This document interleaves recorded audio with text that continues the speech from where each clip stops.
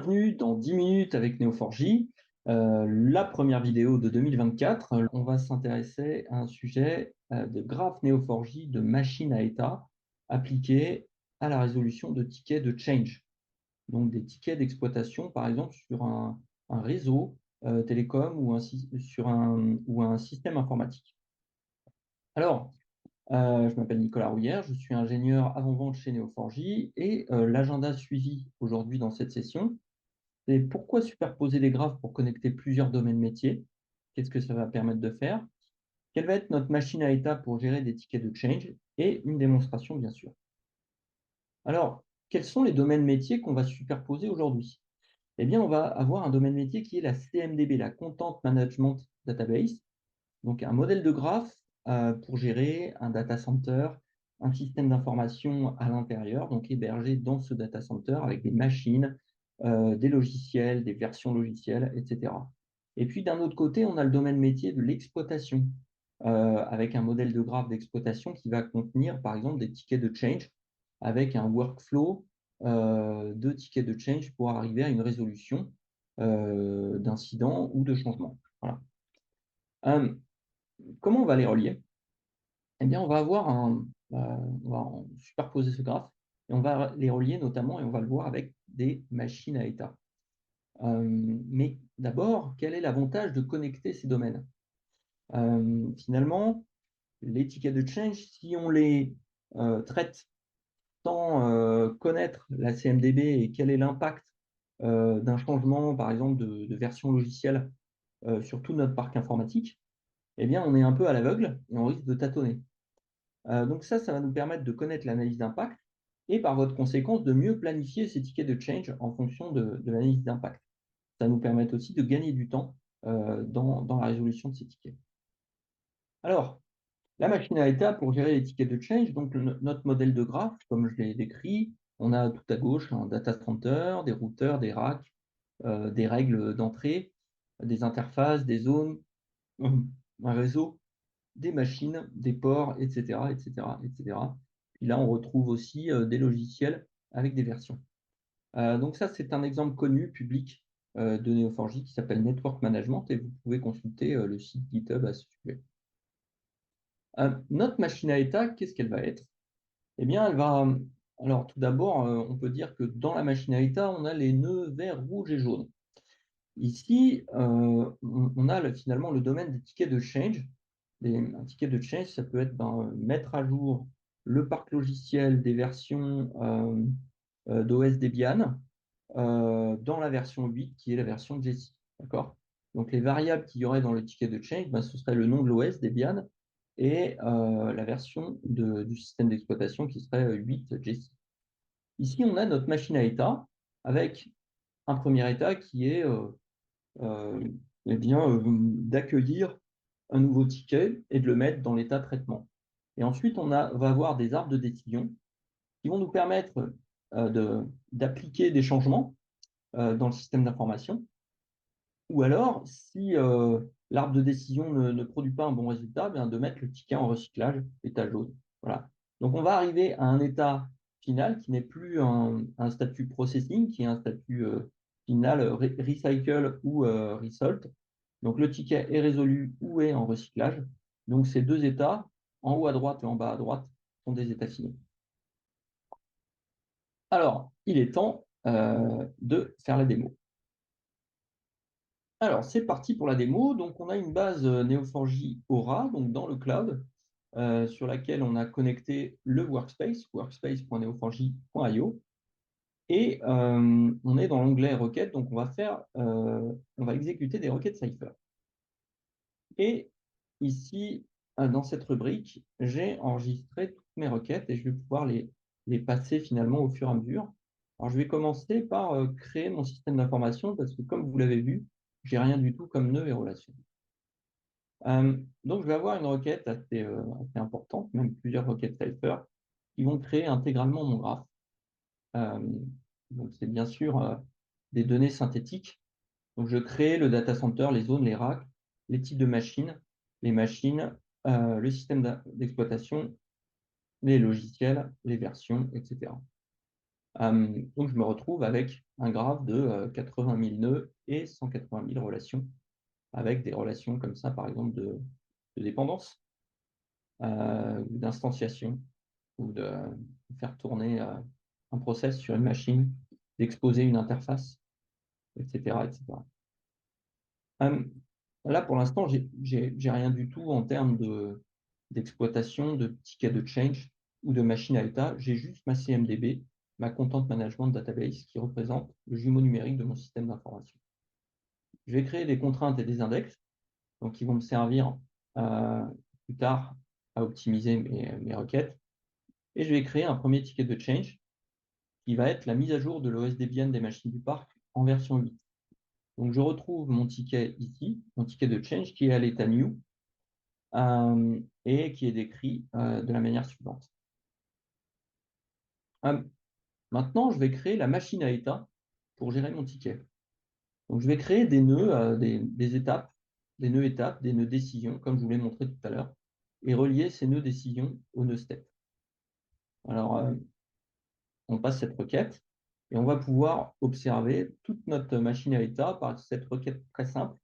Je traverse mon graphe avec les relations next ou false qui n'existent pas dans ma CMDB, donc je vais rester complètement dans ma machine à état. Et donc, si je grandis un petit peu mon graphe, je vais me retrouver avec, voilà, la première étape, c'est un nouveau ticket. Ensuite, je vais avoir un arbre de décision. Si jamais l'arbre de décision me renvoie true, je vais me retrouver dans le deuxième état, qui est de marquer, par exemple, toutes les machines qui vont devoir être mises à jour. Une nouvelle arbre de décision, si la réponse est vraie, eh bien, je vais remplacer les vieilles versions d'OS par les nouvelles. Je pourrais, par exemple, à cette étape, appeler une API qui déclenche euh, tout un workflow d'infrastructure. Là, on va le simuler simplement. Nouvel arbre de décision. Cette fois, est-ce que ces updates ont bien été mis à jour? Si c'est le cas, eh bien, je vais pouvoir enlever toutes les requêtes d'update et passer au dernier arbre de décision, vérifier que toutes les requêtes d'update ont été mises à jour. Et dans ce cas-là, mon ticket est résolu. Si jamais, dans l'un des nœuds de décision intermédiaire, je passe à l'état false, je vais me retrouver dans un état de recyclage. Voilà quelle est ma machine à état, mon diagramme d'activité ou mon arbre de décision simplifié. Alors, on va réduire euh, ceci et puis on va mettre quelques paramètres. Donc, là, en paramètres, on va pouvoir utiliser ces paramètres dans les requêtes Cypher. Donc, on a notamment notre ticket de change, notre OS et notre version cible. Donc, cette fois, je vais lier le ticket de change à ma machine à état. Et je vais voir où il est. Donc, effectivement, mon ticket de change, il est à l'étape 0. Maintenant, je vais faire une requête pour aller jusqu'à la prochaine étape. Donc, on va le faire de façon manuelle et ensuite, on le fera de façon totalement automatique. Donc, je passe ma requête. Et là, je vois que j'ai une relation qui a été supprimée, une relation qui a été créée. Et si je repasse ma requête précédente, je vois que mon ticket est maintenant à l'étape 1. Donc, je vais continuer. Je vais réexécuter cette requête et à nouveau constater que cette fois, je suis à l'étape 2. Je vais réexécuter à nouveau cette requête. Hop. Je regarde à nouveau. Je suis à l'étape 3. Et enfin, donc là, je suis dans un traitement nominal du ticket. Et puis, à nouveau, je réexécute ma requête. Et là, je me retrouve cette fois à l'étape 4, à l'étape finale. Donc, si je continue, d'accord, euh, en fait, j'ai aucun changement et mon ticket reste bien un état stable qui est un état final. Donc là, ma, euh, ma machine à état a fonctionné pour un état nominal. Si je reviens un petit peu sur ma machine à état, que je peux observer en ouvrant un peu le capot, c'est que finalement, sur chaque nœud décision, j'ai une requête Cypher qui va s'exécuter pour savoir si je peux bien continuer, donc aller dans l'état nominal, donc l'étape d'après, ou alors d'aller dans le ticket recyclage. Donc, ce sont des requêtes en lecture qui renvoient true ou false. A contrario, si je prends un des nœuds step cette fois, soit ce sont des requêtes qui effectuent un changement dans le graphe. Par exemple, supprimer ici, supprimer des opérations. Donc, ça, ce sont des requêtes en écriture au niveau de ces nœuds step. Alors maintenant, je crée un nouveau ticket de change et cette fois, je vais mettre une version qui est complètement fictive. Je vais l'appeler numéro 18. Et donc, je vais dire, cette fois, j'ai un nouveau ticket et il doit mettre à jour ma version Debian en version 18. Je ne crois pas qu'elle existe. En tout cas, elle ne s'appelle pas 18 Nicolas. Donc, je vais créer mes nouveaux paramètres et cette fois, ma target version s'appelle 18 Nico. Et puis, je vais essayer d'aller à la nouvelle étape pour ce ticket.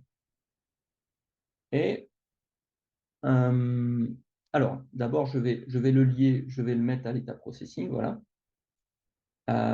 Et donc, ça veut dire que cette fois, mon ticket,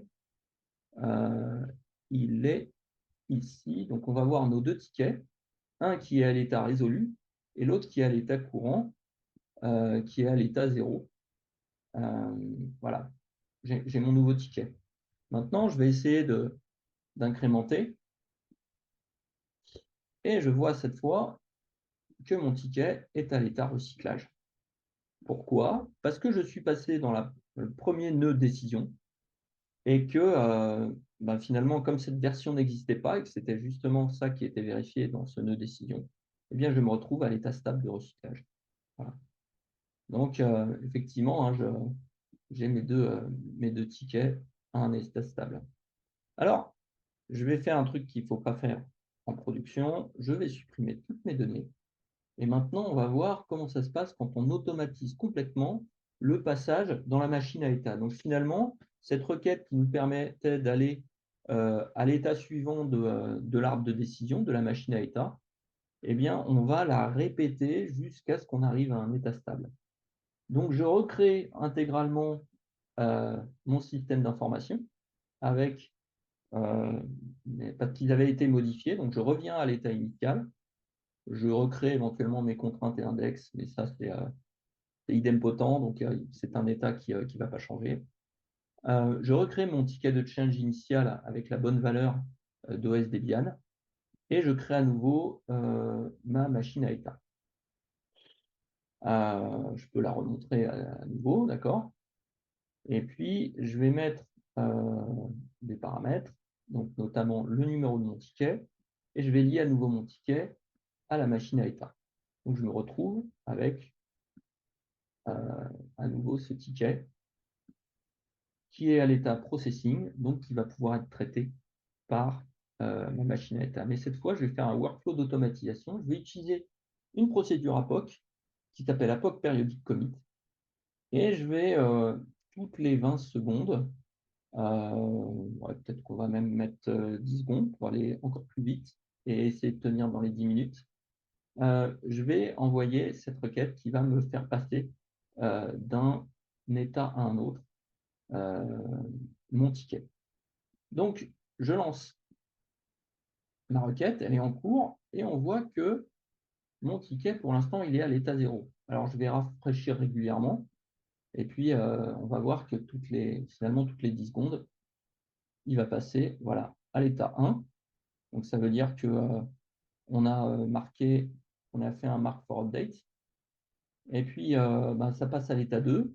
Donc, je fais un remplacement des vieilles versions d'OS par les nouvelles, il faut que je parle vite. Et puis, on va passer à l'état 3. Cette fois, j'enlève les requêtes d'update qui ont été mises à jour. Et enfin, je passe à mon état final et je vois que mon batch est terminé et mon ticket a été résolu. Voilà pour la démonstration.